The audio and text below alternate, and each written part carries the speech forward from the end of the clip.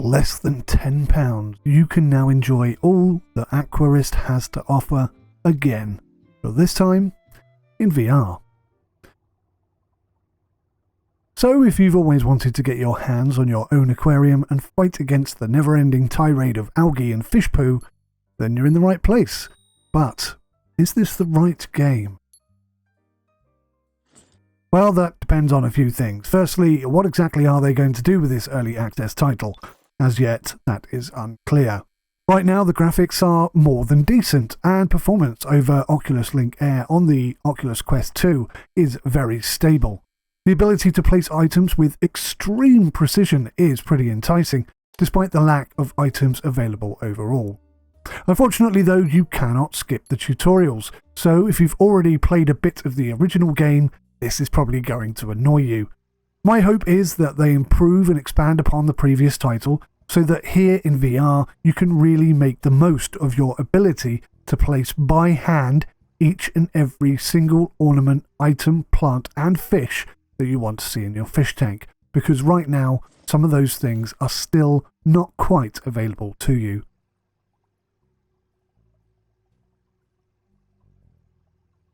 Clearly this is a port. That is evident from the lack of VR consideration. For example, desks below bunk beds where you've got to pick up tablets. They're hard to get to, and you will find that you are constantly ending up in black areas where you can't see or move. Tablets which you cannot easily pack and carry around with you. Teleportation which does not allow you to select the direction at the end. And the basic lack of control that you have over numerous other items. You cannot, for example, mix two gravel types together and create the base shape that you want. Having tested this via Oculus Link Air, I have to say that the performance I got out of the Q2 was much better indeed than it was on the Q1, which at times really did struggle to retain a solid output. Now that may have been attributed to the tutorial at the beginning when you're in the kid's bedroom, which is more than a little cramped. Prior to that, when I was in the actual shop before the flashback event occurs, it was pretty good, and you know, when you've got that torch in your hand, the graphics really are very impressive, probably as good as any other AAA title that's released in that regard.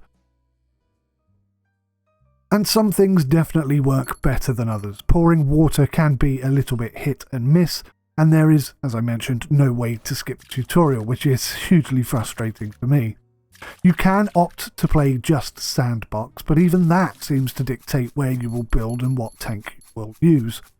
So the depth of items remains rather shallow, and much more content needs to be added.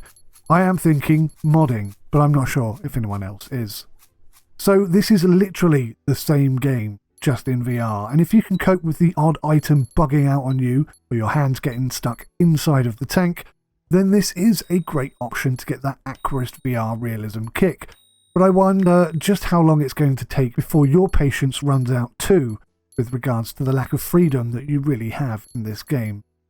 If you've got VR already, for £10 this really is a very reasonable price. It's a good game, and it's difficult to slate it because of the price and the quality of the game that's there already. But I certainly wouldn't recommend buying this and then getting VR in order to play the game. It's not that good that it would qualify in that regard. But for £10, if you like aquariums, there's definitely a lot here that you could get on with. I'd say probably 10 to 15 hours of gameplay, and if you get past the tutorial and into the actual shop, then it's a bit more full-on and a bit more involved. But for me, the fish tanks get dirty too quickly. There's not enough control, not enough realism, and at the end of the day, it just feels a little bit lackluster. They definitely need to expand on the gameplay elements and the content which is available from the shop. Thanks for watching, guys. See you in the next one. Take care. Goodbye for now.